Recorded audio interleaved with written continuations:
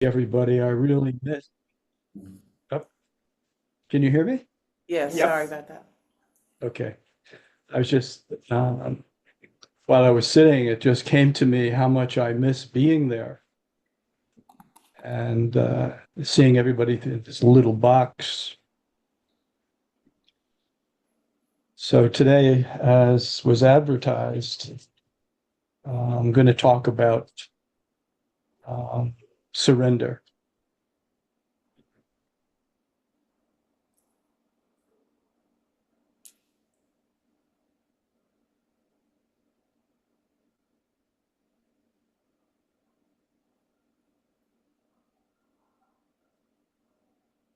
Now, I don't know.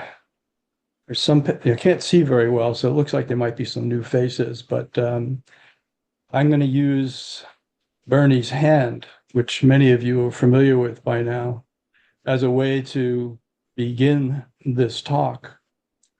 And Bernie was my first teacher, Bernie Glassman. And like Roshi Kennedy, had a profound impact on my teaching. So,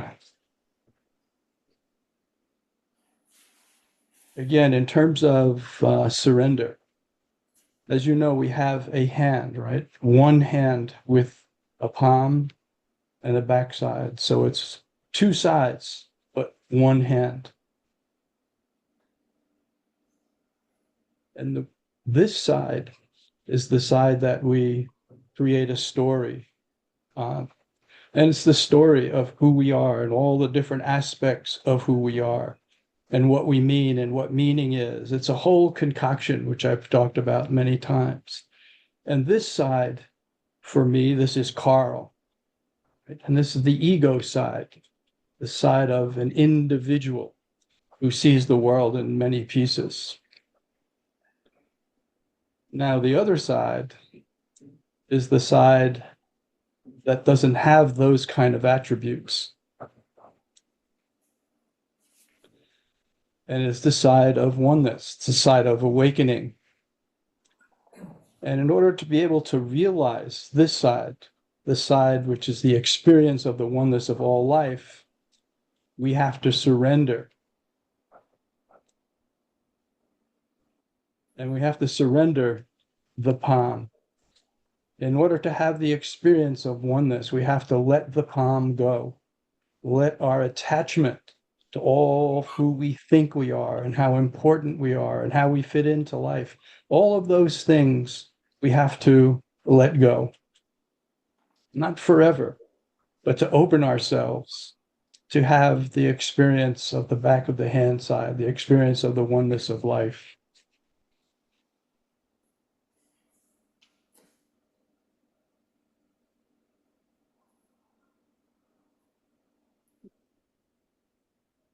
Now, there's a famous Trappist monk, Thomas Merton, who was an American monk, and he was a theologian, he was a mystic, a poet, a social activist, and also a religious scholar. And he said, when we cling and clutch to the way things are and postpone our transformation, this is where so many holy people break down. As soon as they reach the point where they can no longer see the way and guide themselves by their own light, they refuse to go any further. But it is in this darkness that we find true liberty. And that's in surrender that we are made strong. This is the might that empties us. So in darkness, we're asleep. So we must wake up to see the light, right? So in a sense, we could say, if we only look at life through the point of view of the palm, we are in a place of darkness. And in order to be able to see the place of light, see the place of clarity, we have to let go, release our grip, our attachment on the relative way of seeing things. So spiritually, in darkness, we cling to all of the ways that we maintain a separate self. a self that's not part of the oneness or doesn't appear to be part of the oneness of life. Seeing the light is when we surrender who we think we are and experience being at one with all. Now, Mary Oliver wrote about the loss of her partner. Someone I loved gave me a box full of darkness. It took me years to understand that this too was a gift. It required the surrender to life as it is, as part of our grieving process.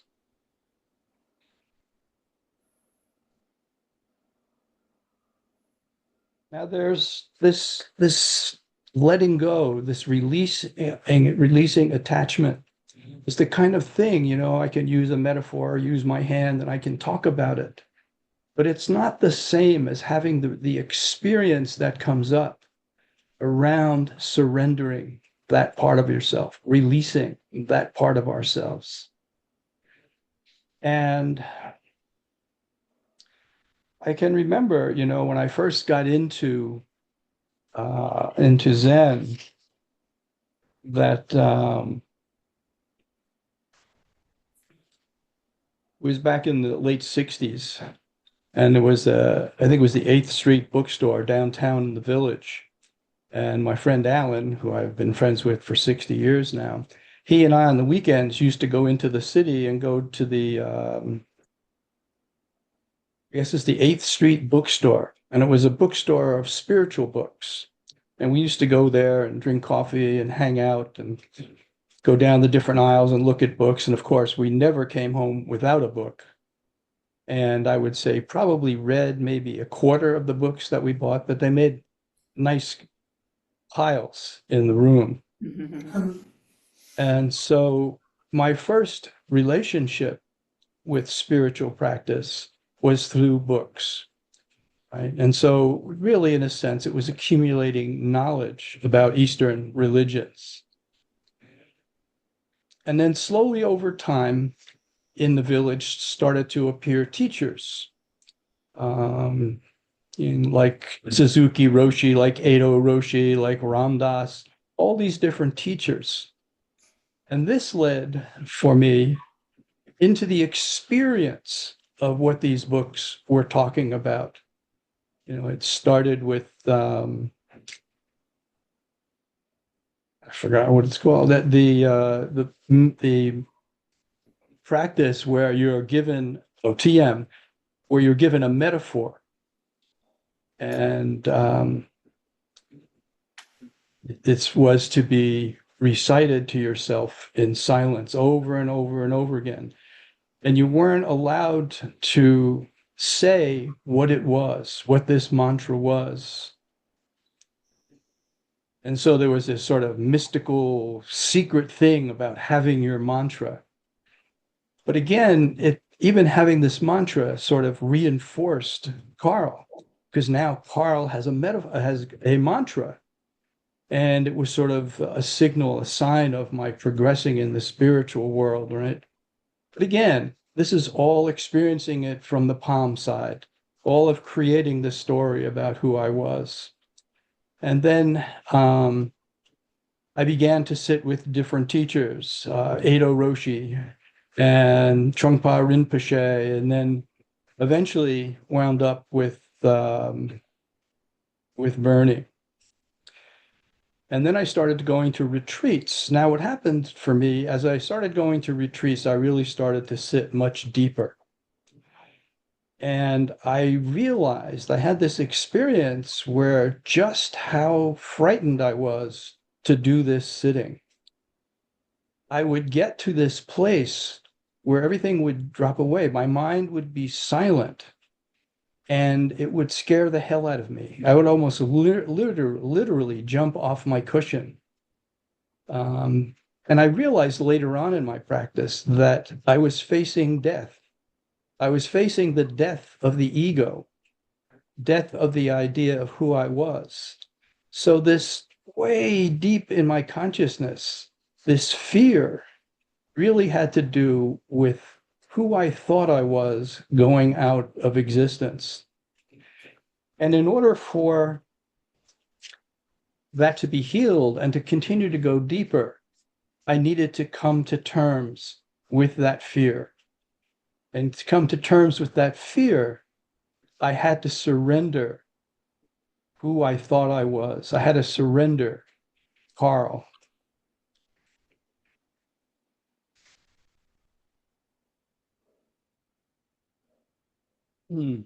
Jumping back more to present times, not back in the 60s. In the first house that I had, there was a bent apple tree in the backyard. And despite its craggy appearance, apples would grow on it each year. In the spring, the leaves would appear, as well as apple blossoms, and soon the infant apples would show up. And over the course of several months, the apples would grow close to full size. And when they reached a certain weight, the apples would drop to the ground, only to be eaten by deer. One of the things about the apples was they didn't struggle with their existence or their fate. Metaphorically, you could say they simply surrendered to the lives that they were genetically determined to have. The apple tree functioned at one with life.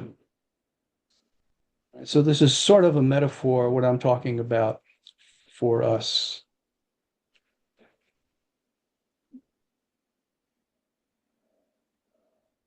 Now, most people on the path of awakening would not disagree with the profound importance of surrender.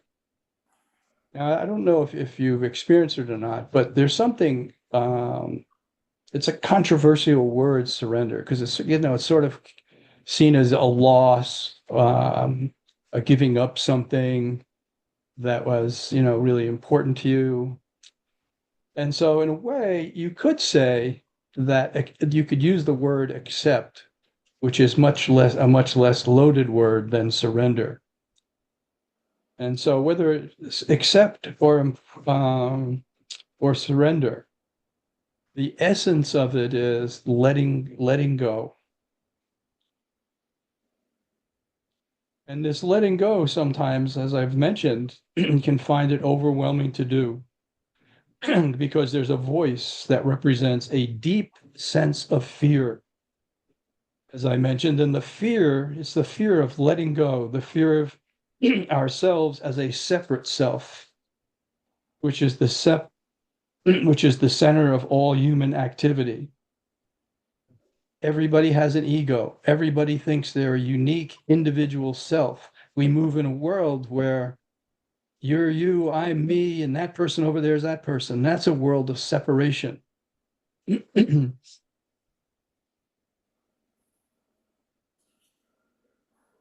Excuse me. So it's the fear of letting go of the only way that I have of being in the world and that I've ever known. And that's the place that the palm of Bernie's hand represents. That's the only way that I know the world, the way I relate to the world is through this palm, this relative way. And by, by being attached to this palm, I feel safe. Everything feels familiar. I feel like I'm in control.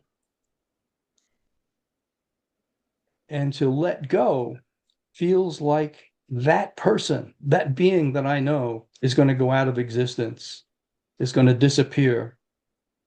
So it's terrifying, or it can be terrifying. I don't want to plant that seed where it doesn't exist. But generally speaking, when we talk about spiritual practices, that voice is in most of us. Now, if we heavily identify with this way of being in the world, this way of who we think we are, and because we are so attached to this identity, this voice keeps telling us, don't let go. Don't surrender. If you do, you will no longer exist. So we must befriend this voice because the fear it is expressing prevents us from waking up. So from realizing our true nature. So we don't turn our back, so to speak, on the palm, on Bernie's palm. We embrace it, we welcome it, we get to know it, and we let go of the identity that has been created.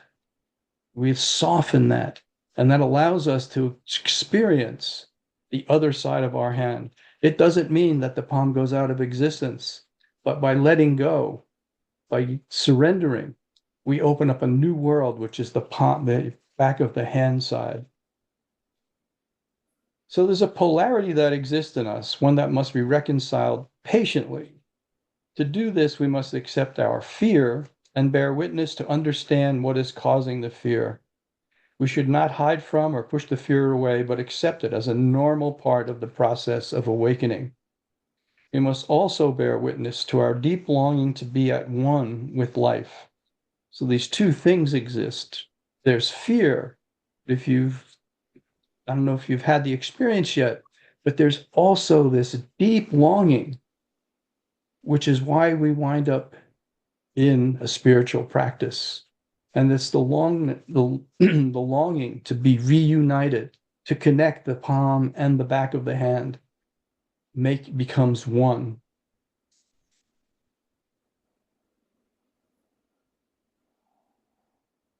So we should not hide from or push the fear away, but accept it as a normal part of the process of awakening.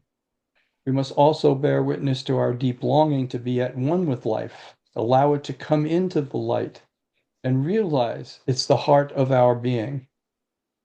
If we do this polarity, we will be transformed so that the fear is not in opposition to awakening. It is just an essential part. When has anyone ever become less by surrendering to the truth of who they are? So I'm going to end with another line from Mary Oliver. And she says, whoever you are, the world offers itself to your imagination, calls to you like wild geese, harsh and exciting, over and over announcing your place in the family of things. Thank you.